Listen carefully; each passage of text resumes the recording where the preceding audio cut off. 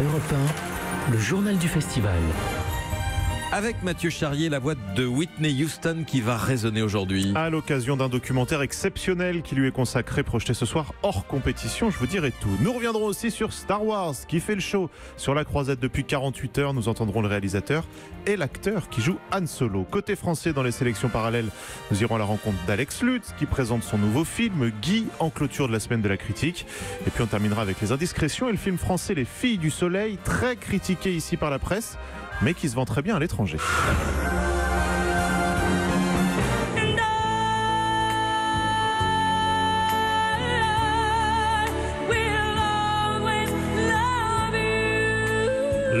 Enfin la voix là, mais l'ombre aussi de Whitney Houston qui va planer sur la croisette ce soir. À l'occasion de la projection du documentaire de Kevin MacDonald, sobrement intitulé Whitney, elle a vendu 200 millions d'albums dans le monde, détient le record du nombre de numéros 1 consécutifs et la chanson que l'on entend est le single le plus vendu par une chanteuse. Mais derrière ces records, il y a aussi l'histoire d'une femme brisée par le divorce de ses parents qui va avant tout chercher à leur apparaître comme une petite fille puis une femme parfaite.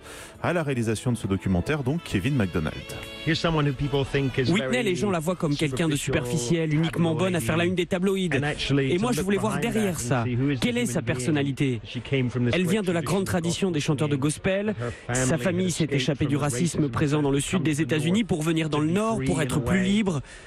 Son père y tenait, lui qui était aussi son manager. Et il a fait de Whitney un symbole contre le monde des Blancs. Je pense qu'elle était comme une arme pour lui dans sa lutte contre le monde blanc. Et ça l'a rendue très malheureuse. À la fin du montage du film, je suis tombé amoureux de Whitney. Et en même temps, j'avais de la pitié pour elle. Voilà, Whitney, le documentaire qui sortira le 29 août. Il fait penser dans la forme, dans la construction, avec ses images d'archives, au film Amy, si vous l'aviez vu sur Amy Winehouse. C'est exactement le même genre de construction. Whitney qui est donc projeté ce soir, cette nuit même à minuit 15 précisément, dans le Grand Théâtre Lumière. C'est en hors compétition. Autre événement sur la croisette, c'est la présence de l'équipe du nouveau Star Wars. Star Wars qui a envahi Cannes depuis 48 heures, avec d'abord la présentation du film, puis une grande soirée, un feu d'artifice, une attraction sur la croisette, enfin tout le casting et le réalisateur qui enchaîne jusqu'à ce soir des interviews pour les médias du monde entier.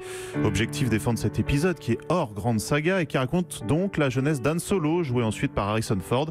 On découvre comment il a rencontré Chewbacca ou récupéré son vaisseau, le Faucon Millenium. Pour jouer Han Solo, c'est l'acteur Alden Ehrenreich.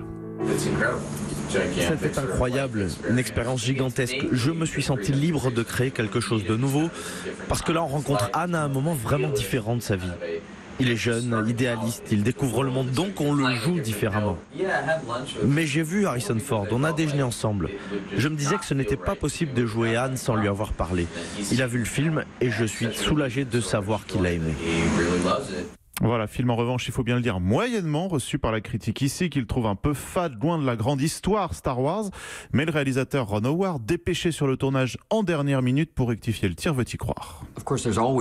Il y a toujours beaucoup de pression. En tant que fan, j'ai été vraiment surpris par la complexité de faire ce genre de film. Parce que quand vous allez le voir, vous êtes juste emporté, vous ne pensez pas à tout ça. En tant que réalisateur, vous vous rendez compte que divertir un public avec autant de choses en même temps, c'est comme jouer aux échecs en 3 dimensions. Je voulais que ça soit comme quand moi j'étais spectateur, que les gens soient emportés dans cette galaxie. En tout cas, c'était génial. Et s'il y a l'opportunité d'en faire un prochain, j'aimerais vraiment beaucoup. Voilà, Solo, Star Wars Story qui sortira sur nos écrans mercredi prochain. Ça devrait être une nouvelle fois un énorme succès. Sans aucun doute. Du côté de la compétition officielle, Mathieu. Eh bien, on avance. Il nous reste 4 films à découvrir sur 21. Hier, on a vu le formidable Under the Silver Lake de David Robert Mitchell et Burning du coréen Lee Chung-dong. Aujourd'hui, ce seront les projections des films de la libanaise Nadine Labaki, dont on attend beaucoup. Et surtout, le dernier film français en compétition, Un couteau dans le cœur, signé Yann Gonzalez avec notamment Vanessa Paradis.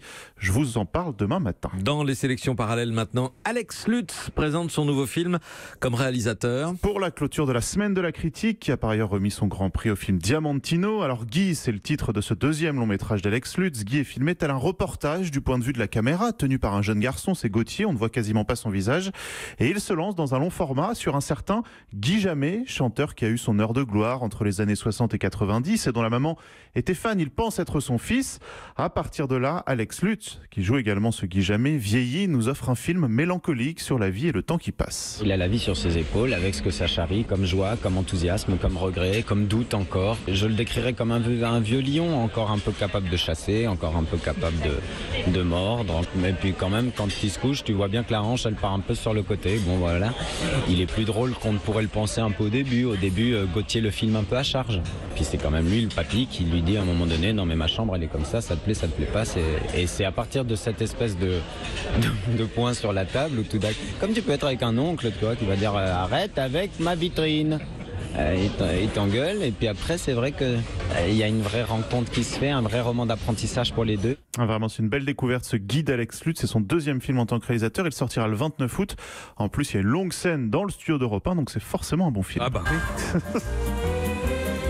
Alors, vos indiscrétions, Mathieu, ce matin. Le film Les Filles du Soleil d'Eva Husson a été présenté le week-end dernier ici à Cannes, étrillé par la presse française et internationale. C'est le plus mal noté. On verra samedi soir ce qu'en pense le jury. Mais surtout, malgré cela, le film se vend déjà très très bien à l'étranger, au Japon, Allemagne, Portugal, Amérique latine, Australie, Pologne, Canada, Chine même. Les États-Unis sont également intéressés. Ce qui veut donc dire que le nouveau système de Thierry Frémaux de ne pas montrer les films en amont à la presse semble bénéfique pour les vendeurs. Et puis l'ancien producteur du Don Quichotte de Terry Gilliam, vous savez, il est en guerre avec le festival. Paulo Branco, oui. Exactement, il a tenté d'interdire la projection du film en clôture samedi soir. Il a été débouté. On saura aujourd'hui si le film a le droit de sortir également en salle. Oui. Mais le festival, lui, s'est déjà vengé en lui retirant son accréditation, Ah oui. ainsi qu'à toute l'équipe de production d'Alfama Film. Résultat, ils ne peuvent plus accéder à la moindre projection.